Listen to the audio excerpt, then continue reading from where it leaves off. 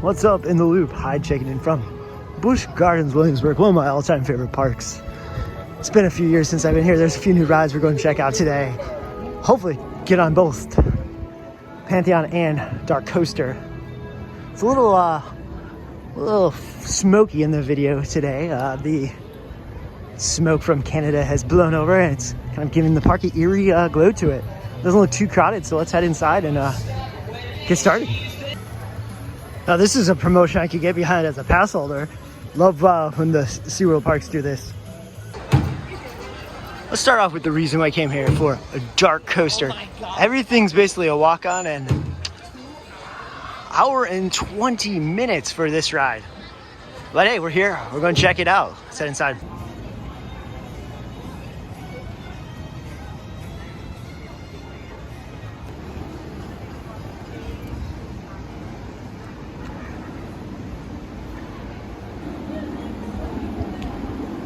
So the queue here starts off very similar to the old Curse of the DarKastle, Dark Ride. And let's be honest here, the bar, Busch Gardens, set extremely high for this ride because still bitter about removing Curse of DarKastle, one of the better regional dark rides out there. It's good to see they kept the queue on this exterior castle. It does look pretty cool. When I first walked up to this ride in mid-afternoon, it was a 120-minute wait when everything else in the park was pretty much a station wait or 5-minute wait. This has dropped to 45-minute wait as the park's kind of emptying out. They did assure me that it was going to remain open until park closed, so that might be something to consider if you don't want to spring for the premium quick queue. So I'm going to walk all the way around here. Jump in line towards the end of the night like I did to maximize your day so you're not stuck in line here while you can be riding other stuff. Don't remember if this sign was here or not, but kind of gives you the little bit of a story about King Ludwig, which if you're ever in Germany, I highly recommend going to see his castles. They're quite crazy. And as soon as we kind of get into the main part of the building, we hit the line.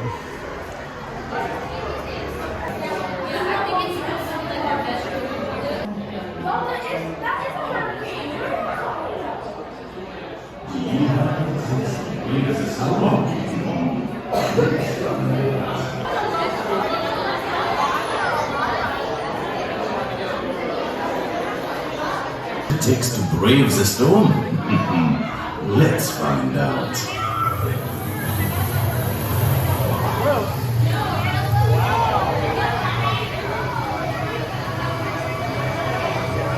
Carefully onto the snowmobiles directly in front of you. When pulling. Well, we got off the ride. It's raining, kind of fits the mood of the ride. Interesting, it was only a 15-minute wait, and they were actually telling us as we were walking in, it says 45, but it could be a lot longer. I think they're just trying to keep the line short so they could leave on time. Overall, as I was walking off the platform, probably a 10-year-old kid in front of me goes, I've never been more disappointed by a coaster in my life. Maybe I had wrong expectations. I didn't think it was that bad. It's basically a wild mouse in a box. If you've been on the one in like Hershey Park, it's kind of like that with a launch, but you're on a sled. Super low capacity, so that's not great, but good to have an indoor ride. A little bit of theming. I think if you think about like Verbolten indoor, similar to that. But I mean, nothing to it. You replaced probably one of the best rides in the park with something that's so that's a downgrade for me. I think if they built this originally, and this is, whether that's a fair opinion or not, they built this originally, yeah, it might have liked it a little bit better, but had a high bar. That's DarKastle. Busch Gardens always does a fantastic job with merchandise, and DarKoaster is no exception. Got quite a bit of dedicated merch for it, including, I believe they had these for Pipeline down at SeaWorld too. Doesn't look like they're selling that much if they've been open for a few weeks and still 67 available. Kind of neat mug with the gold handle. I like this name, Barcastle Spirits. Keeping with the theme of the new ride, they do have both mixed drink and a beer, a local beer too, for the ride. We're gonna have to check it out. All right, had some time with this beer. It's pretty good. Definitely dark and heavy. It's probably not the perfect beer for like summer. A little chillier today, so it kind of works. Has a little bit like a coffee flavor to that, so heads up. I get it. Dark for black for DarKoaster. I get that. Just not sure it's the most perfect summer, warm, outside theme park beer, but overall pretty good. I do like the can. They had it on both. They had it on tap and as cans. One of the things I love about Busch Gardens Williamsburg is, you know, it does win most beautiful park, and you know, this is why this is one of the main midways. Granted, it's not very crowded, but it's just very relaxing, nice match to going crazy coaster to coaster. It's a nice relaxing park too. New to me is Pantheon. Really excited for this. Obviously, it's been under construction for many years, so excited to finally ride one of these intimate kind of quick switch forward backward launch coasters. Don't think I've ever been on one, so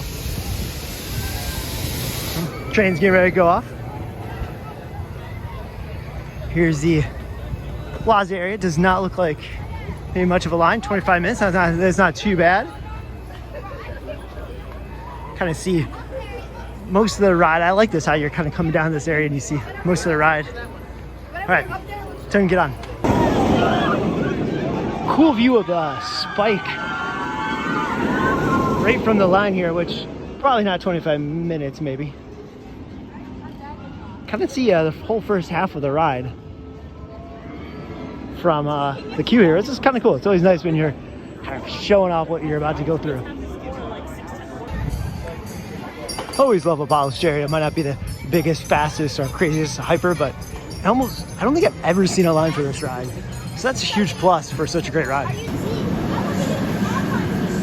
A little bit of a bummer that the bridge between Italy and Germany is under construction, because it usually provides some great views, especially of Verbolten over there.